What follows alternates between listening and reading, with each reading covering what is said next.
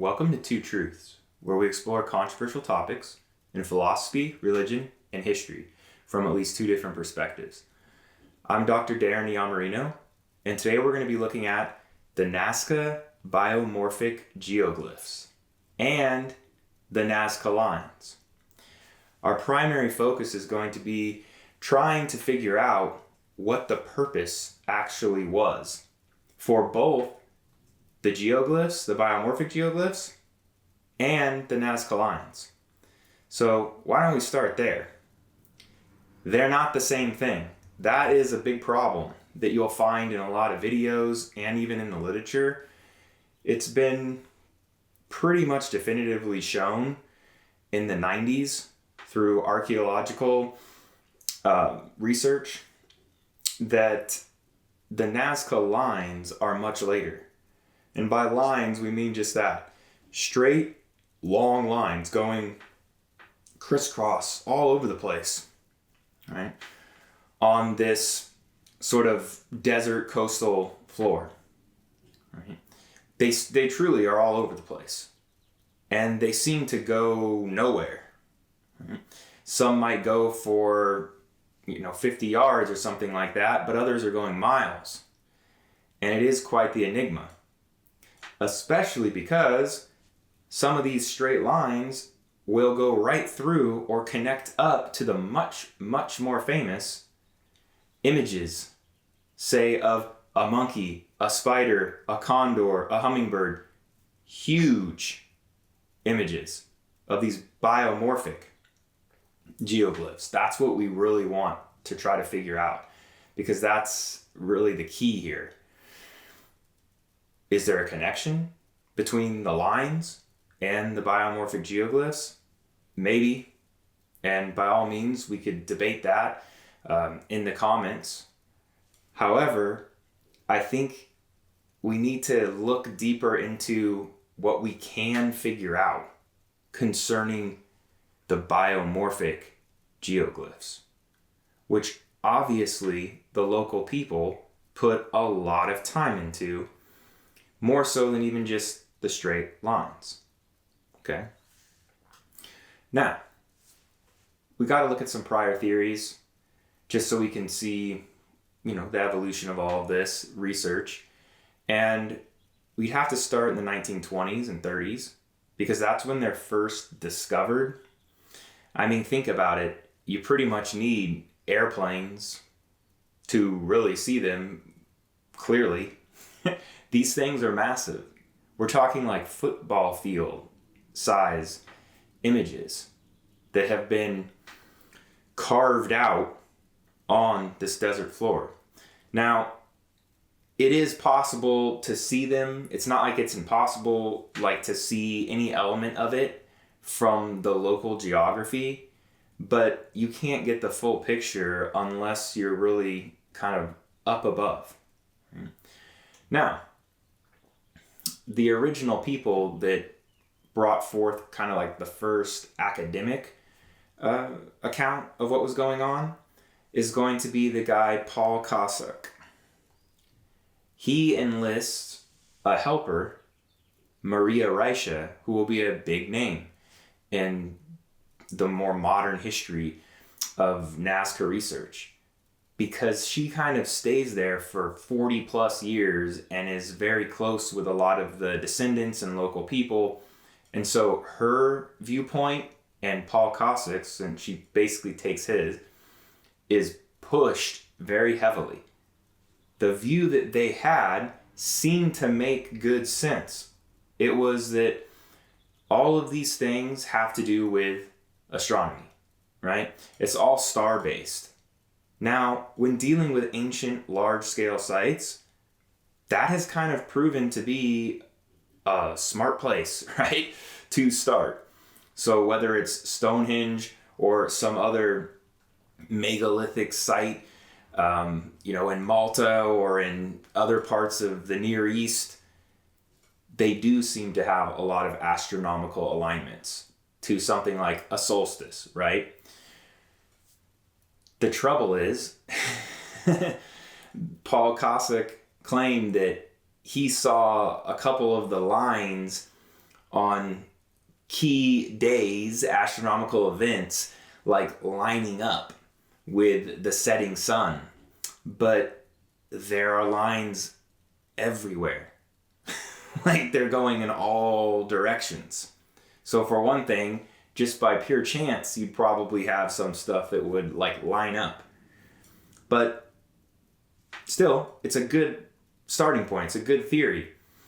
The trouble is that when we actually test that much later, and that comes from the work of Gerald Hawkins first, and then later Anthony Aveni, those two, I would say, definitively disprove that the Nazca Lines or even the biomorphic geoglyphs are somehow directly related to astronomical events. For example, Gerald Hawkins proves that there's no statistically relevant connection to the lines to any solstice event or the 45 brightest stars that you can see in the night sky in Peru. And it goes on and on. He tested it against many other astronomical phenomena, and it's just, there wasn't really a connection. And again, Anthony Aveni discredits this as well. So this is kind of called archaeoastronomy too, by the way, people that do this. So that's great work. And a lot of it is very relevant for other ancient sites. So what I'm getting at is it was a smart initial guess, right? Hypothesis, but it didn't really play out when you really look at all the evidence for it. Now, to jump back though to the lines versus the geoglyphs, it's not until really the 90s, early 90s, that it's shown pretty much definitively that the lines, many of which are way outside of the protected zone. So we're dealing with a UNESCO heritage site where you have the main clustering. Okay, there's kind of like a fairly tight cluster of all of these biomorphic geoglyphs that people have seen. Say, like the owl man or astronaut, the whale, the condor, different birds, monkey, stuff like that. Okay, they're fairly tightly clustered, but there are lines all over the place, right? Also outside of this protected zone. And it was shown primarily through the pottery that was left on the lines or next to the lines. And luckily with the Nazca culture, we have a very large record of pottery from different phases. So it allows you to get a pretty good precise dating. And Persis Clarkson primarily does this research in the early 90s and shows that the lines are from 900 to 1000 CE. Now, the biomorphic geoglyphs in the original pottery that was around them, we're talking more in the 200 range to 300 range, or earlier even than 200. So there's a disconnect here. Perhaps there's a relationship between the two things, but the biomorphic geoglyphs are there first. That's what matters, as we'll see as we get deeper into this here. All right. Now, just since we are on the topic of the lines, I think it's worth talking about them for at least a few minutes. Well, what are they? There's so many of them. Why would they make, even if it's a later group of people that are making it, like later Nazca or post Nazca, what's the point? It's a lot of effort still. And the answer seems to be marking underwater sort of channels or even above water sort of floodplains and water is the key thing. It's somehow related to the flow above ground or below ground of water, or towards hillsides and mountains, which in the native beliefs also have water. So it's pretty much a likely, at least, case that that's what's going on with at least a good portion of these thinner straight lines. Okay? The work of Johann Reinhard is big here when it comes to talking about the lines in a connection to water. Now, there's thinner lines that go on, but there's also super wide, long rectangles, trapezoid shapes, and spirals. And some of these very well could be old, going back to maybe the time of also the biomorphic geoglyphs. Now, the really wide rectangular structures, but right, shapes, those have been the source of a lot of controversy. That's kind of what brought the Nazca Lines into more contemporary fame, is that Eric von Daniken wrote a popular book called Chariots of the Gods that, you know, good for him. He sold a ton of books and all of that, but it's just wild speculation after wild speculation.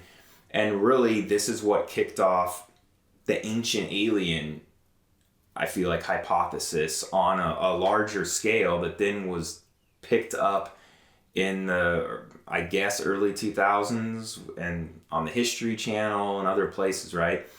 And got really popular. The Nazca Lines are a big part of this, as one of the early examples to explain this connection between early human societies and ancient aliens. Is it possible that aliens were visiting the Nazca people? Like, sure, of course it's possible, right? As in all my videos, though, it's like, what's the probability? Like, are there other explanations that seem more likely? And I'd have to say overwhelmingly so. For one good reason, I point this out. Nazca pottery is gorgeous. They have a pretty high level of sophistication with their art. Definitely high enough that you could draw a really nice detailed flying saucer or whatever other shape something else was, right, in the sky. But they don't have something like that on there at zero. So a bit odd that they would not ever represent it, yet they're going to take all this time to lay out all this stuff, football field size, right, things all over the ground, but they're never going to put it on the pottery. A little bit weird to me. The other thing that Eric von Daniken was claiming was that the really wide, like, rectangle lines, that they're runways. That's how he put it. They're runways for alien craft. Now, I would hope I don't need to tell anyone in the 21st century that, like, I mean, hello, we've had vertical takeoff and landing for a long time. You're telling me that interstellar, right, spacefaring civilizations need a runway to land? It's naive, of course, right? Again, is it possible? Sure, it's possible. I just think it's a very low probability is all, right? But that was something that, to give him some credit, it did popularize and brought interest to the subject. Or sort of reinvigorated it, I guess you might say, since there was an earlier phase of interest with, like, academic research. Okay, so I'll give them one more thing. To be fair, there is something called, how do they call it? The anthropomorphic flying being, I think, is even the academic way of describing it, which sounds very kind of boring. Where they do have on a lot of the Nazca pottery this like flying being. It's not in a spacecraft, doesn't look anything like an alien in any other depiction that you've ever seen, really. And it's far more likely that we're talking about, a god, right? So hold that, because that will kind of come up later in terms of what might be going on with this like flying being. Now, what are some alternative options here? The reason why I chose to do this particular video is because I did spend many years doing research on the Nazca Lines and mainly these biomorphic geoglyphs. To me, a better hypothesis here is that the biomorphic images that are tightly clustered in that region, in that heritage site, that they represent something called a pictographic creation story. I'll bring up an example of one so you can see it here. Other Native American groups do use this approach for storytelling. It's sort of a convenient, it's not proto-writing, right? A pre-literate type approach to conveying the key elements, say, right? Like the plot points in a story. And when you start to learn a little bit more about some of the Pan-Andean, right, in the region, different regions of Peru, when you start to learn about their general mythology, it does start to become quite interesting when you realize the type of images that they've chosen to have on this like tightly clustered location. Right? Now, to that point, where do we get any account of the Andean mythology? It's unfortunate because they don't have writing. Even if you're using like quipus or these like knotted cord strategies, we don't really know. I mean, I know there's been very recent research on this of trying to supposedly break open the meaning of these things, of this like knotted cord system, but we certainly don't have anything that's going to give you the level of specific details that you would expect from like a written story, okay? What we do have is what the native people say after the Spanish, right? Conquest. That's unfortunate. But at least we do have one account written by someone a native at post-Spanish conquest who has obviously learned to read and write and is able to put it in his own hand, as opposed to just being written by these early Spanish chroniclers, these cronistas, which we will look at in a few minutes because they do have something very important to say.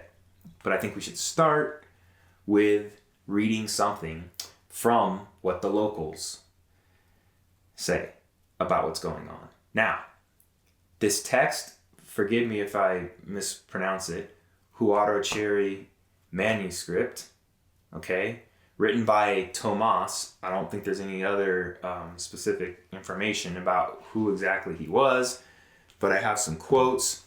So my own work that I did, I ended up just putting in Skeptic Magazine here back. It's in volume 21, number 4. This is what the cover looks like, 2016. But it's nice because I was able to put a lot of quotes from these source materials. So I'm going to read you one part of this. Now, this is coming way after the Nazca, okay? And they're not even in that exact region, but they're relatively close, and it's what we've kind of got that's something written down. But there are still some intriguing elements, because there are pan-Andean concepts or beliefs, just like the Greeks or something, right? The Greeks might all be different and unique in ancient Greece, but there is a shared sort of mythological, right, threads. So let's look at this. This is from chapter 14 of this manuscript, the Huarocheri manuscript. There, Kuniraya told him, Inca, mobilize your people so that we may send magicians and all sorts of shamans to Uratixi, the world's lower foundations. Or alternatively, that's like the underside of the world. As soon as he said this, the Inca promptly gave the order. I am a condor shaman. Literally, I am the Kamasca of the condor. I am a falcon shaman, said others. I am one who flies in the form of a swift, replied still others. He, Kuniraya, instructed them, go to the world's lower foundations. So we'll stop there for a second, okay? What we're getting here is shamanism. And we're learning that some of these shamans in the Andes would be associated with a bunch of different birds.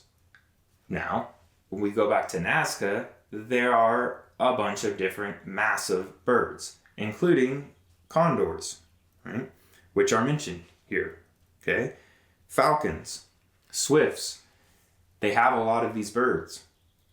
And I do think that part of what they're doing with these original biomorphic geoglyphs, if you look at them, it's not just me saying this, it's known that you can walk them. You can kind of walk in, around them, and walk out. And there's pottery that was originally around them and stuff. So they were like dancing and trancing and walking through some of these images. And I do think there's a pretty high probability that some of the local shamans would use that image as like a portal or a vehicle to enter possibly the lower side, right, of like the underside. Because when you're dealing with shamanism and really a lot of ancient cultures, you have something called a 3-story cosmology. This is very common. There's the underworld, the sort of middle plane that we're on, and then like a heavenly plane, right? So the shaman on almost like a ladder, if you will, could like go below and go above and deal with different spirits to help out and maintain order and overall well-being, right, for society. So that's something that's coming from an actual author who's like native. Granted, it's way after in time. I believe it's like late 1500s when this is written. So a long time after the Nazca people, but still in an adjacent region. And I think there's some relevance, some potential overlap there.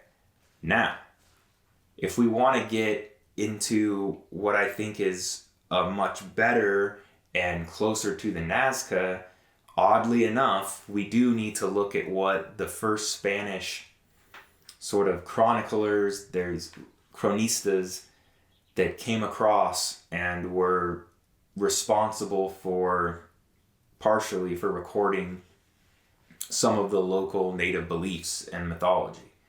One in particular, Agustin Zarate, wrote, we have the discovery and conquest of Peru. Right? That particular work, I think, is the most important for understanding what might have been going on with the Nazca. Because what he admits to doing, this I mean, I can't really call him a historian, right? But chronicler is trying to relay, according to his own words, is basically like a blended account of all the people in kind of Peru, let's say, of this like large area. But what ends up happening, and I'll read you a quote here in a second, is it does seem like he's talking more about the coastal, like dry regions, not the forest or mountains or something like that. So with that, let's read through what he has to say, okay? They say that there came from the north a man without bones or joints, who shortened or lengthened the road he walked according to his wishes, and raised or leveled mountains as he pleased. That this man created the Indians of that time, and that since the inhabitants of the plain had displeased him, he made their country sandy as it is to this day. He decreed that rain should never fall there, but sent them the rivers that flow there, so that they should at least have water to drink and to cool them. This man was called Khan, and he was the child of the sun and moon.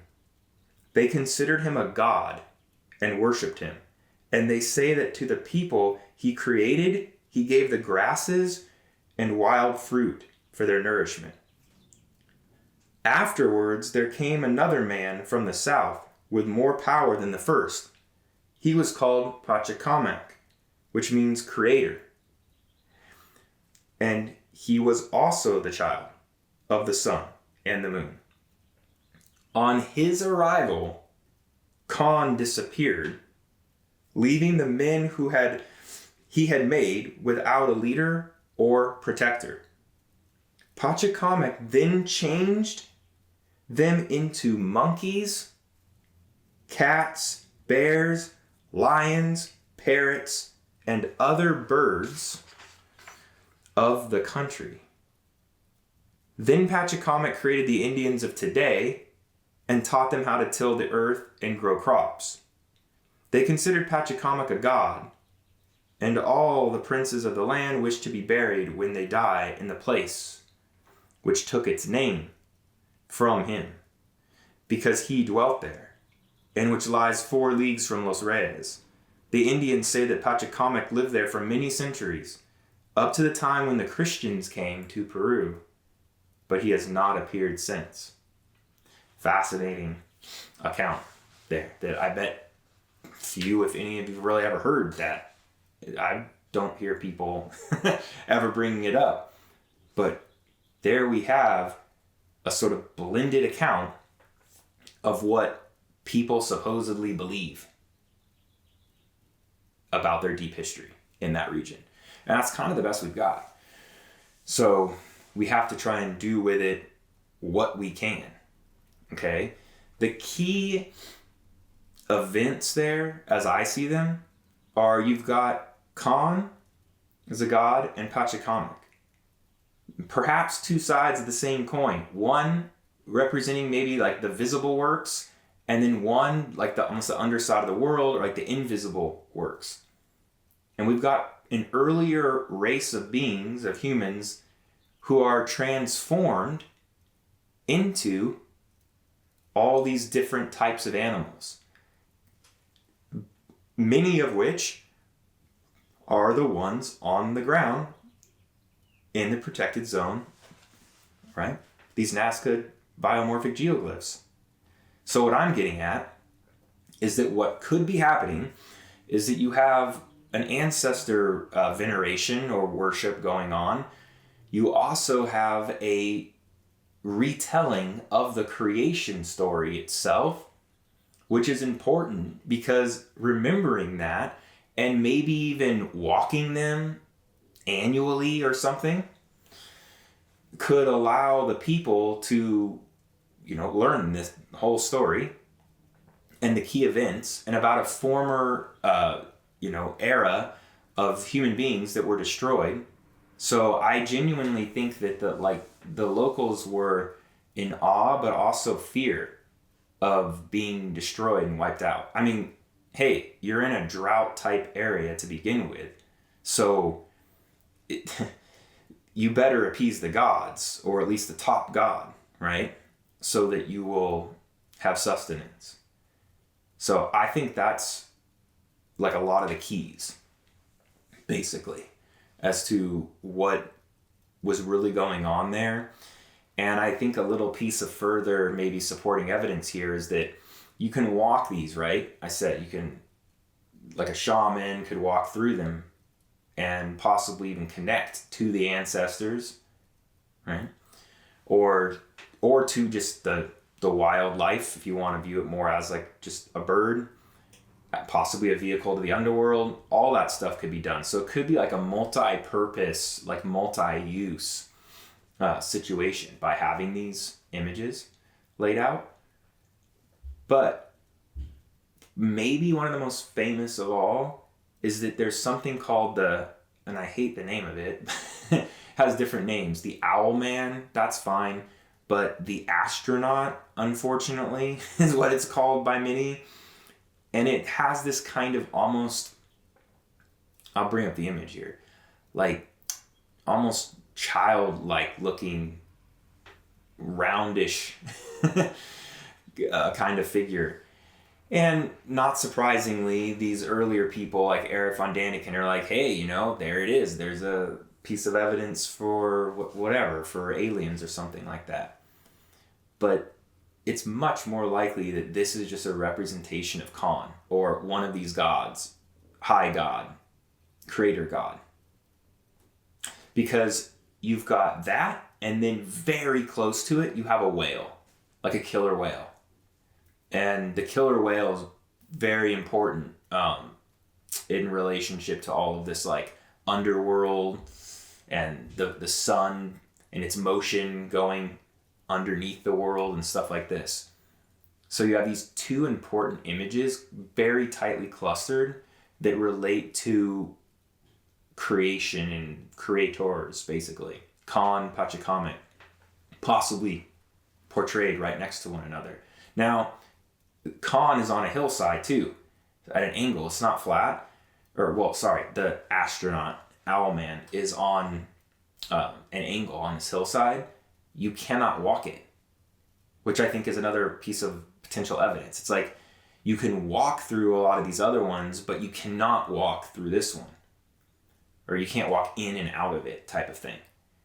Which probably makes sense because just like in other religions, it's not really acceptable for you or a shaman to take on the highest god, let's say, and try and like tap that power in that way.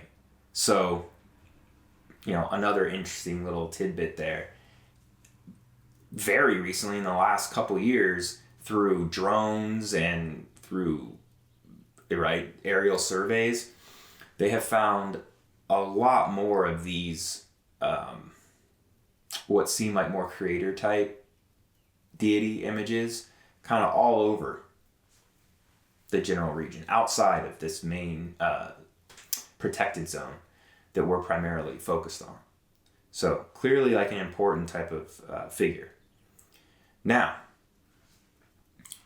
I was thinking that last but not least, I know there's been a lot of reading in this one. Normally don't have that much, but we're dealing with a situation where we kind of have to focus on like folklore, mythology, and stuff like that.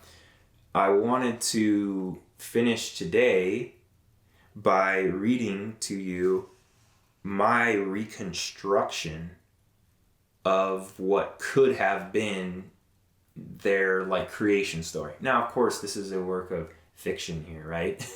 I'm not suggesting that this is somehow like word for word or even that close, but I do think that it is well grounded in what we do have in the way of evidence about mythology from that region. Okay? So that's how I'm going to wrap up things for today. So here we go. In the beginning, before the existence of humans, animals, and the very earth itself, there was a vast darkness. Out of the darkness, the great creator god, Khan, spontaneously and mysteriously appeared. Khan called into being the earth, the moon, the sky, and the stars, and even time itself. At this point, Khan, or as he is known to some, Kaniraya Viracocha, took on a physical yet ethereal form. He developed the appearance of a tall man wearing a long white robe and carrying a large staff. Although he looked like a man, he seemed to flash with the brightness of the sun, and he moved about the land gracefully, for he was quite agile. Some even say that he had no need for bones or joints. As the master of time and space, Khan could travel great distances in the blink of an eye. He could raise or level mountains at will. However, during this primordial age, the earth was still barren and lifeless. Looking out upon the emptiness of the earth, Khan decided to create plants to grow within Pachamama, or Mother Earth. Khan also created animals to roam on her surface. Yet still something was amiss, and so Khan took it upon himself to create humans, who at least in some respects would resemble him.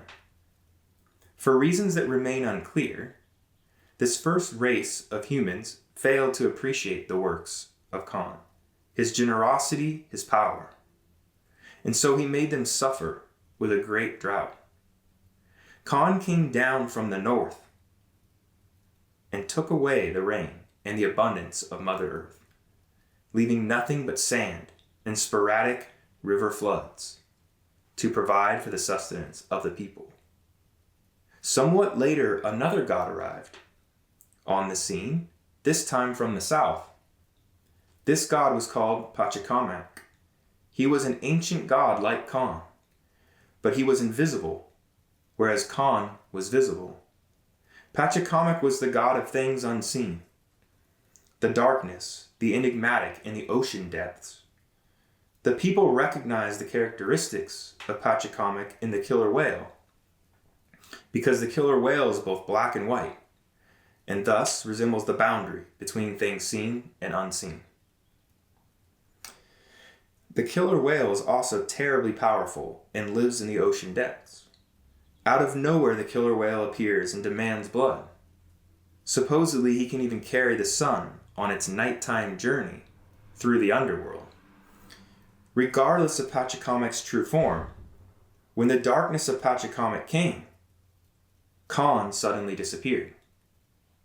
Without a leader, Khan's people were defenseless against Pachacamac, who turned them into monkeys, spiders, llamas, parrots, bears, cats, and other birds of the country.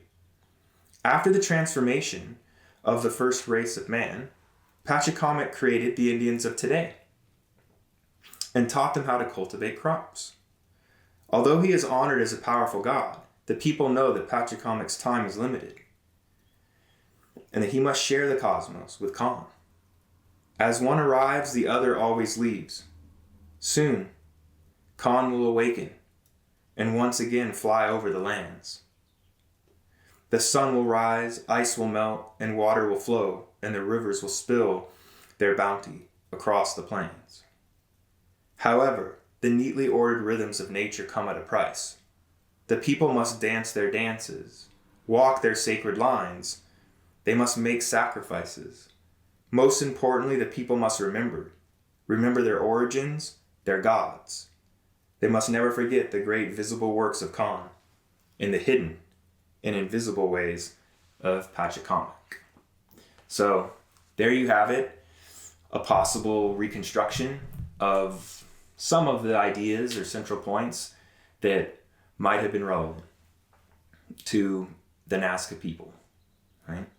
And again, I'm drawing a connection between the fact that they have all these biomorphic glyphs that relate to some of these stories about an earlier race of humans being transformed into the animals of the country. And also, I did not mention this part yet, but as you heard in the story, there's this idea that somehow Khan can like raise or level mountains completely. And many of these large rectangular, right, like football field shapes that even Eric von Daniken was highlighting are sort of on these little like mesa plateau situations where it looks like you're almost like leveling, you're trying to level a mountain or something like that. So all of this could be relevant to the original mythology and folklore that you had 2,000 or 1,800 years ago in the coastal areas of Peru. So I hope you liked it. And, I'll end as always and say, we don't really know, right? We're definitely in an area of gray when it comes to trying to understand the Nazca Lines and the Nazca biomorphic geoglyphs. So that's fine. We'll stay gray.